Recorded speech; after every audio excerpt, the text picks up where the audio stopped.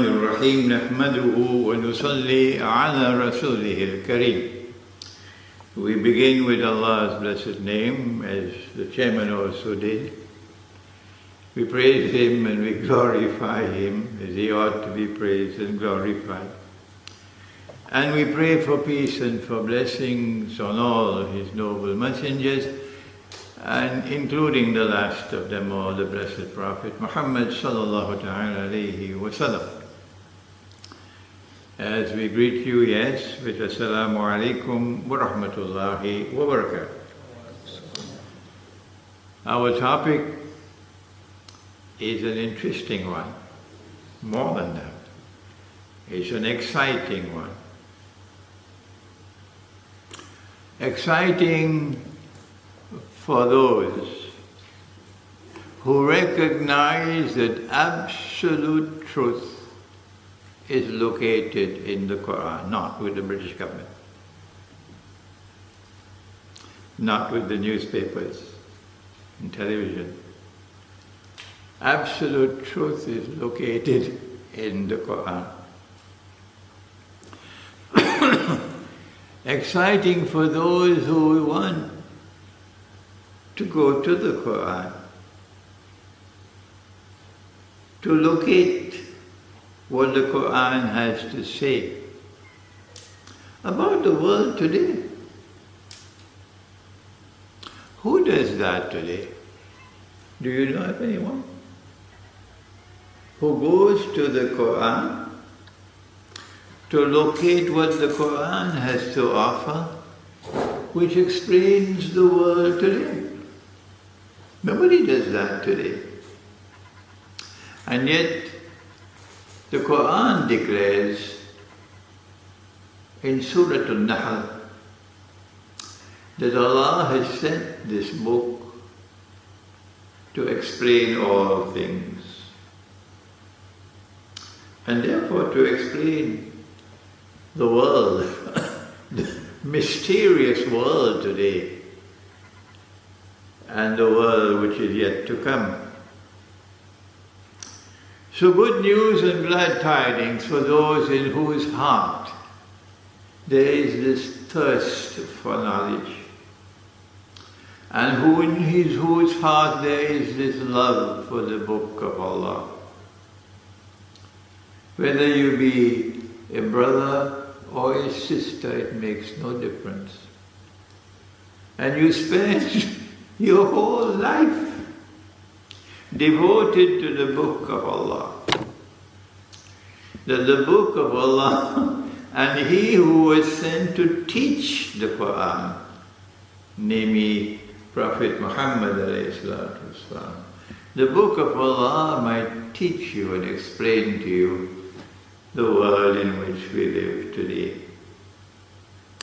I have been blessed by Allah to do this work for all my life. And I'm able to do it not only because of His kindness to me, but also because Allah blessed me with a great teacher who taught me how to study the Quran. And we begin, excuse the cough, it was there with me all through Ramadan. It's still there now, the cough. Our Prophet, Allah's blessings be upon him, spoke about Dajjal, that the Christians refer to as the Antichrist.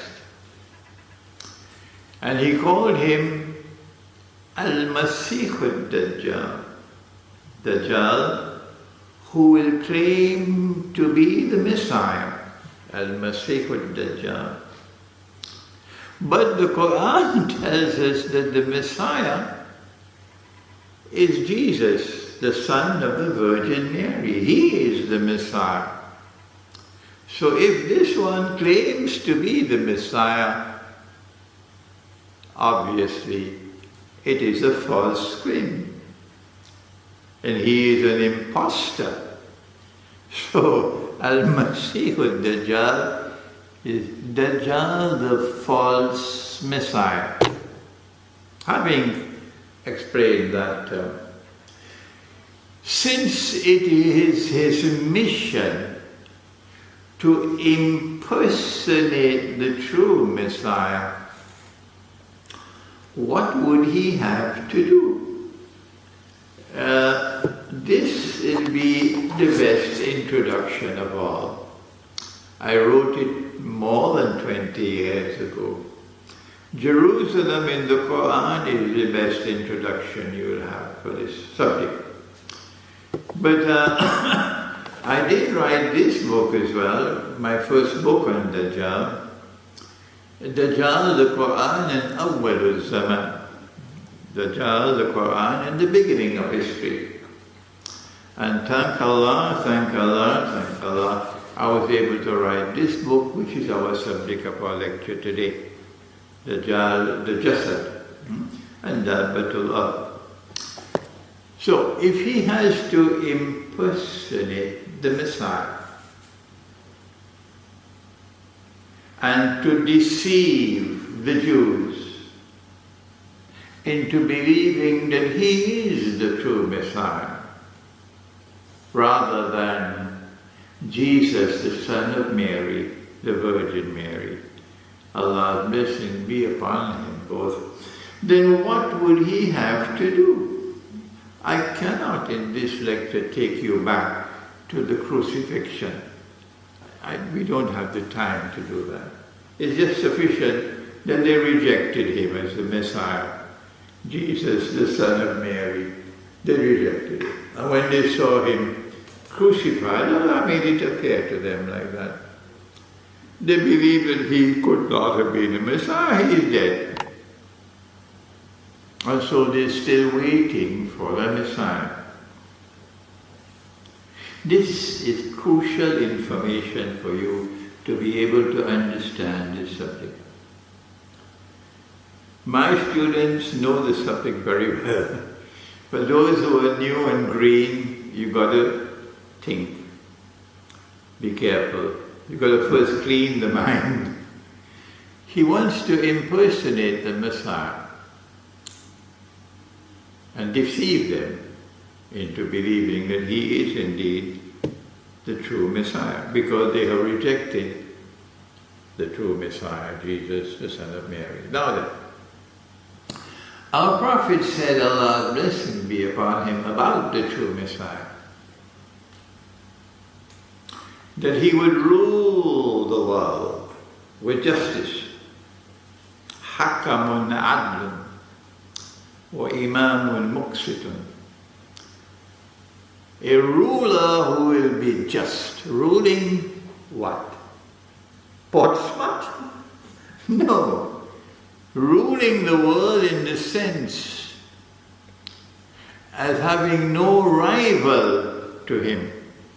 None who can threaten his rule over the world. And this is precisely the kind of rule that Solomon had, Nabi Sulaiman alayhi salam. It is in this sense of the word that Solomon ruled the world, because there was no one on the earth who could rival his rule or threaten his rule. All had to submit to him. Today this is called Pax Suleimani. When you are a ruling state in the world, and none can defy you, none can threaten you, none can rival you, then you are Pax Britannica or Pax Americana. So this is what the Messiah will do. He will eventually rule the world. And he's coming back. This is not the topic for tonight. If the Messiah is to rule the world, he will have to do so from Jerusalem. He will have to establish a holy state of Israel in Jerusalem. That holy state of Israel must become a ruling state in the world. And then the Messiah can rule the world from Jerusalem. This is the easy part of the lecture. Now then, if The false Messiah is to successfully impersonate the true Messiah. Obviously, he will have to first of all liberate the Holy Land, which is under Muslim rule. Has he already done that? Has he already done that? Yes. I know many people eat the biryani and go home and sleep. But there are others who are not sleeping. Yes, he's already done that. Liberate the Holy Land for the Jews. Number two, he'll have to bring the Jews back to the Holy Land to reclaim it as their own. Has he done that? Yes. Number three, he'll have to restore a state of Israel in the Holy Land. Has he done that? Yes, he has. Number four, he has to cause that state of Israel to become the ruling state in the world. Is that about to occur?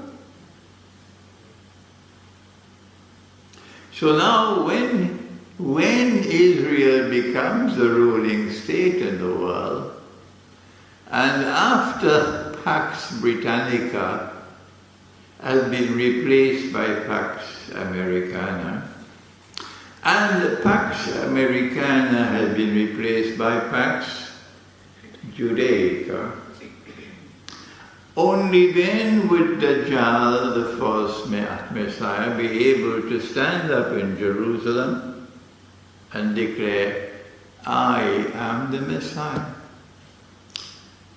Can you believe it? That this simple explanation, and I remain a solitary voice in the entire world of Islamic scholarship. For longest while, I'm the only voice saying this. Nobody is prepared to come forward and say exactly what I've just said. When this is so plain. So I don't know what's wrong. Is it fear? Is it a lack of capacity to understand? Is it because they are imprisoned in a scholarship that cannot accept this? What it is, I don't know. But I still remain one solitary voice. Ever since I wrote Jerusalem in the Quran 20-something years ago to explain this subject, I still remain a solitary voice, explaining what I have just explained to you. May Allah open the way for my students tomorrow, maybe one from Portsmouth, who will dazzle the world as a scholar of Islam. Ameen. Now, having established that Dajjal wants to rule the world from the holy state of Israel, from Jerusalem, in order to deceive the Jews and to declare that he is the Messiah. Let us now turn to the Quran and to Surah to Sa'ad. I will not give you the number of the ayah, that's your homework. I just give you the name of the surah. And Nabi Sulaiman alayhi salam is the ruler of the world. The holy state of Israel based from Jerusalem is the ruling state in the world. No one can rival it, not even the Queen of Sheba. All must submit to him. And then one day, Allah gave him what I recognize to be a vision. And he sees something with the internal eye. What does he see? You and I will immediately understand what happened because of the introduction I've already given you. But the world of Islamic scholarship All those who have written the tafsir of the Quran, every single tafsir you can find, still will not recognize what this verse, what this passage of the Quran is saying. But you will easily understand it. This is our predicament today. بعد أعوذ بالله من الشيطان الرجيم وَلَقَدْ فَتَنَّا سُلَيْمَانَ. Allah says, and we tested him. We gave to him something which caused some distress to him. What was it? وَأَلْقَيْنَا عَلَى كُرْسِيهِ جَسَدًا. And we placed a jasad on his throne. He is the king, he is the prophet, he is he who sits on the throne. But Allah puts someone else to sit on the throne. And that other person, Allah describes him as a Jasad. So who or what is a Jasad? Let the Quran answer that question. The Quran tells us that when Moses, Nabi Musa alayhi salam, when he went up to the mountain, Mount Sinai, Allah called him there, he left the Banu Israel in Sinai. And one of them, known as Samiri, told them, give me your gold. And he had a degree in engineering, metallurgy, so he melted the gold and he forged a golden cup. This man had a PhD in engineering. And he forged the golden cup so skillfully that when the wind blew, the cup would go moo. Lahu khuwar. And Allah described that golden cap as a jasad, a body without a soul. And now the same word is used for someone sitting on the throne. This can't be a kafir, it has to be a human being. Only a human being will sit on a throne. So this is a human being, but he does not have the soul that human beings have. That's why he's described as a Jasad. When Sulaiman alayhi salam saw him sitting on the throne in a vision, he immediately understood what was the meaning. He was able to interpret the vision.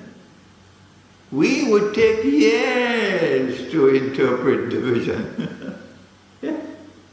Some of us never, but Sulaiman, in a twinkling of an eye, is able to understand the vision. And we are able to recognize his understanding, his interpretation of the vision in the response that he made. This is proper methodology for study. What was his response? He turned towards Allah for ana. And then he said to Allah, Rabbik firli. He wants to ask something from Allah. And his method is, if he wants to ask for something, he first asks for forgiveness. Setting an example for us. When we want to ask for something, first ask for forgiveness for sin that we have committed. All of us have committed sins. So, Qala Rabbik firli. He said, oh Allah, kindly forgive me. He's not speaking about any particular sin that he committed. No. He's speaking generally to forgive me my sins. وَهَبْ لِي مُلْكًا لَا يَنْبَغِي لِأَحَدٍ مِّن بَعْدِي. And grant that none can inherit my kingdom after me. You notice how slowly I'm speaking? so it will sink in. He recognized that that fella on the throne wants to inherit my kingdom. He recognized him as an evil being. And he does not want that evil being to ever inherit his kingdom. Who could that evil being be who wants to inherit his kingdom? And he is so opposed to it that he begs Allah that none should ever inherit my kingdom. Meaning, when I die, I want my kingdom to be finished, so none can inherit it. You and I would easily recognize that Jasad is Dajjal.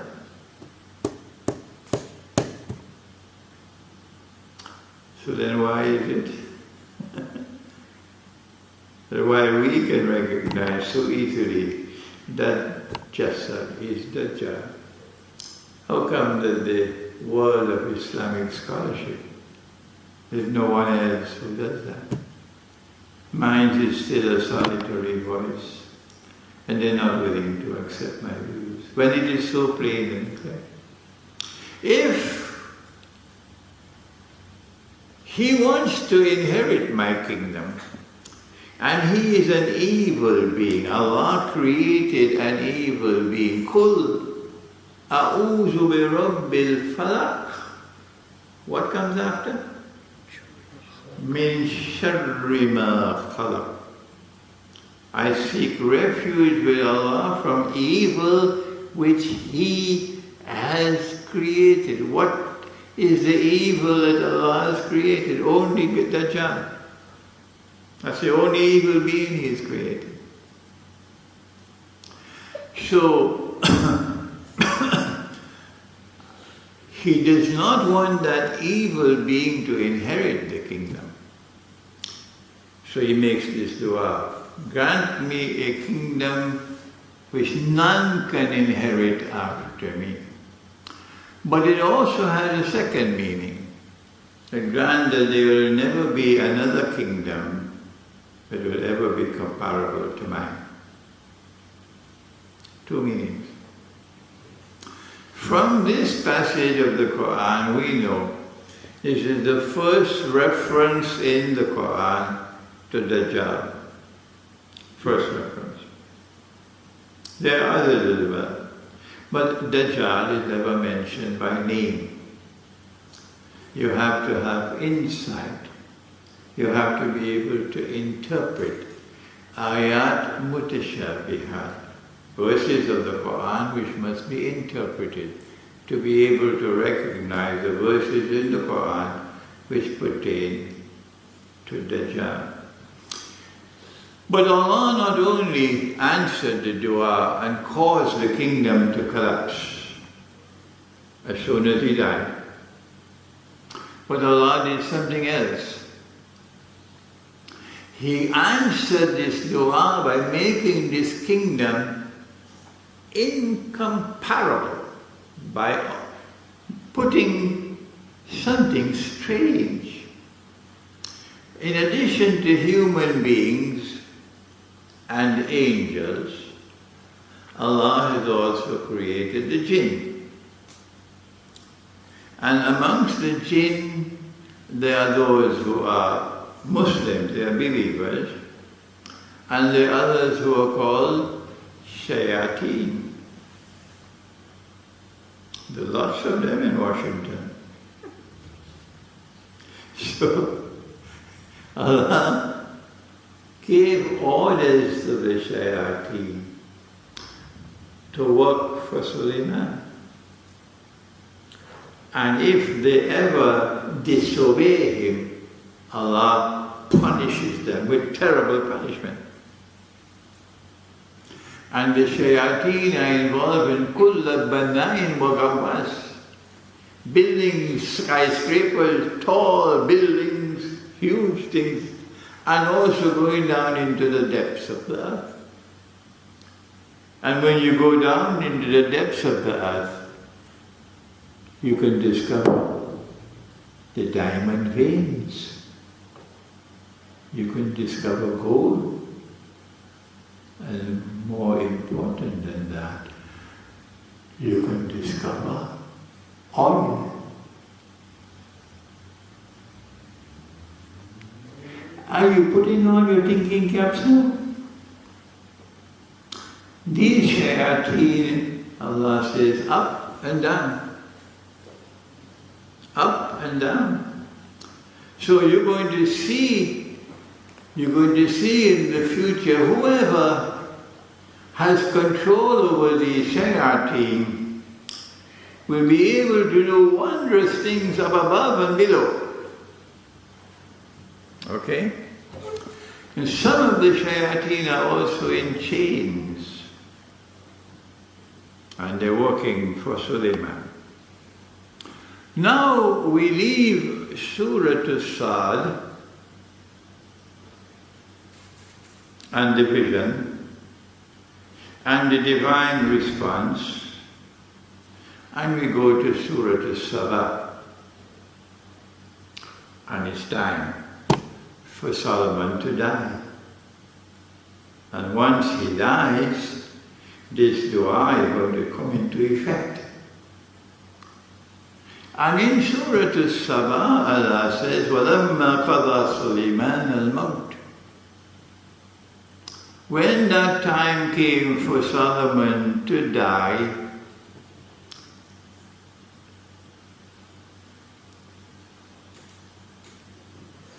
the jinn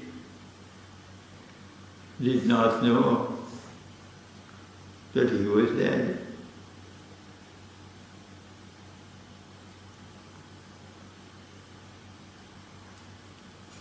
And they saw someone sitting on his throne. And whoever was sitting on his throne was impersonating Solomon. He was holding the staff of Solomon, and the staff of these two prophets were miraculous. The prophet Moses, Musa alayhi salam. Do you remember? He threw the staff on the ground and it became, remember? Became a serpent, a snake. Yeah, you remember? And he took his staff and he struck the rock, and 12 streams of water. But this staff of Sulaiman alayhi salam, like the staff of Moses, Musa alayhi salam, has inside of it a miraculous capacity. And whoever is holding on to the staff is able to deceive the jinn by providing evidence that Solomon is still alive. Look at him, he's walking, he's talking, he's eating, he's sitting, he's standing. How can someone holding the staff do that? That inner capacity of the staff is described in Surah Sabah as the minsa of the staff. When I was researching this subject a couple of years ago, I thought, minsa, what is this? Because the staff is asa, and that is with sword, and minsa is with seed. So I consulted some of the best experts in Quranic semantics and the Quran of the Quran, the Arabic of the Quran, people who had done their PhDs And the answer that I got from them was that min sa'a is the same thing as asa. That min sa'a is just the staff. And these are the best experts in the Arabic language, in the Arabic of the Quran. But I was not happy with that. And so I forged ahead all on my own. And I eventually was led by Allah to understand that no, min sa'a is not the staff. Min sa'a is the property of the staff, the capacity of the staff. That if you are holding on to the staff of Sulaiman, alayhi salam, you could enter into time and you can move forward and backward in time. Because min sa'a comes from nasi. Innama nasi'u ziyadatun lil kufr, this is Surah At-Tawbah. The system of time. And that was a great discovery. And so now, it was Dajjal they saw sitting on the throne. And because he was holding on to this stuff, he was able to bring movement of time backward and forward and show Sulaiman still alive. Today, commonplace on television, General Charles de Gaulle is dead indeed. But go on television, you see. Huh? Ronald Reagan is dead indeed. Go on television, you see him walking and talking. Today is commonplace. But at that time, the jinn were deceived. And they will continue to be deceived. They will continue to be deceived. Says Surah Al-Saba, until when? While Dajjal is sitting on that throne, and he has control over these shayateen, he can order them to do everything he wants to do, cryptocurrency and all. And they will continue to obey him. Are you beginning to understand now the power of the modern West? This is what you're dealing with. And that has not as yet stopped. Because he is still sitting on the throne. Remember, this is a vision, It's a vision. He is still sitting on the throne. The jinn are still seeing him there. He's still giving them orders.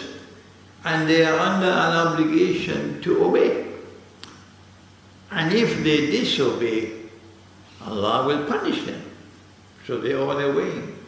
But the Quran goes on to say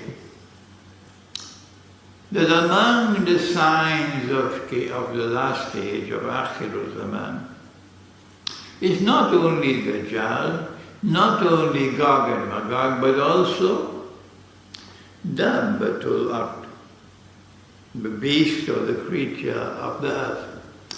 Christian eschatology has it, and we also have it. Dabbatul Ard. And Dabbatul Ard is mentioned twice in the Quran. The first mention of Dabbatul Ard is that they would harm mankind. They would cause injury to mankind. Taklimu. And then the second reference to Dabbatul Ard in the Quran is here in Surah Al-Saba. That it is when Dabbatul Ard comes, they are released and they start to attack the staff in order to consume the min sa'a of the staff. Only then will the staff lose its miraculous power. And Dajjal will no longer have the shayateen working for him, because now they would see Solomon is dead, so we can disobey him. Allah will not punish us.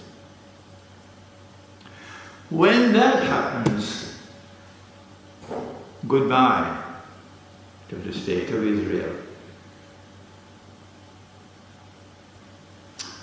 So then, who are Dabbatul Ard? Who will consume the minsa of the steppe? I am full of sadness in my heart to have to disclose to you.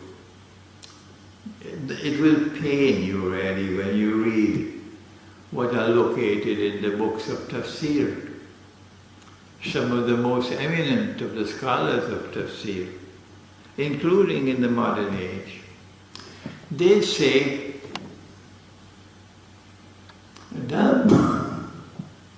excuse me,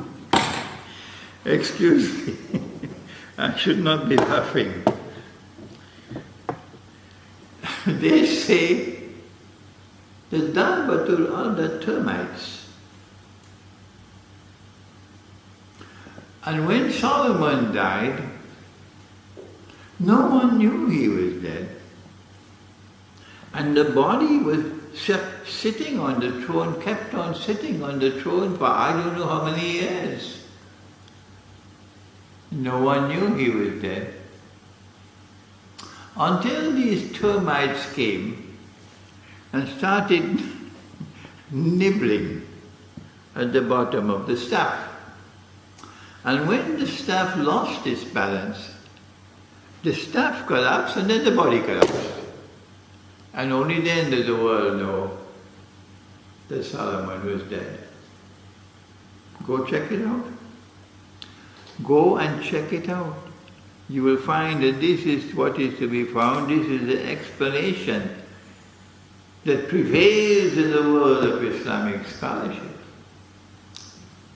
And when I offer this other explanation, which is truth, they resist me. I will be dead and still they will not accept it. What can you do? What can you do with such people other than what I am doing? I am teaching while still I have life and planting the seeds for a new generation of scholars of Islam who will emerge, who will have the courage to extend the frontiers of knowledge. And so Dabbatul Ard has to be something which can damage and destroy the miraculous inner capacity of the staff. The miraculous inner power of the staff. What can it be that will destroy it? There are many young people who rush forward to say, no, it's 5G and 6G. The electromagnetic wave that comes from the wireless internet. I don't even know the technical terminology. But they rush forward to say, yeah, this is it. And then when I examine that thesis, I find to my surprise, our Prophet said, alayhi salatu wasalam, that birds flying in the sky, small birds will fall down. Small birds will fall down because they can no longer navigate, because there is a contamination of the atmosphere. When bees can no longer navigate to go to the flowers for honey, and honey production is falling, you know you're dealing with this subject. But something else. That the most important capacity that a human being has is his capacity to think. Is there anyone who will differ with that?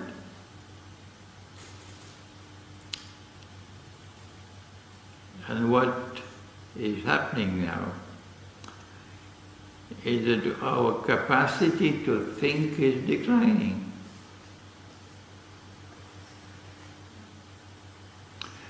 One of the most important components of the process of thinking is memory. And if you look at the children today, a child at the age of 8 and 9 and 10 and 11 has the most powerful memory. That child can memorize the whole Quran at that age. You try to do the memorization of the Quran at age 40, see what's going to happen. But if you try to memorize the Quran at 7 and 8 and 9 and 10 and 11, you can do it. Because the memory of the child is so powerful. Guess what's happening in the world today for people who think? I'm not talking about those who eat the biryani and go home and sleep. I'm talking about people who think. The answer is children growing up in the cities and now we're suffering a decline in their memory. And so tomorrow you will never have any hafiz of the Quran, a child growing in the city. The hafiz of the Quran will be a child growing up in the village. So there is evidence to support the view of those who rush to say, Sheikh, it's 5G and 6G. I say, yes, you are correct.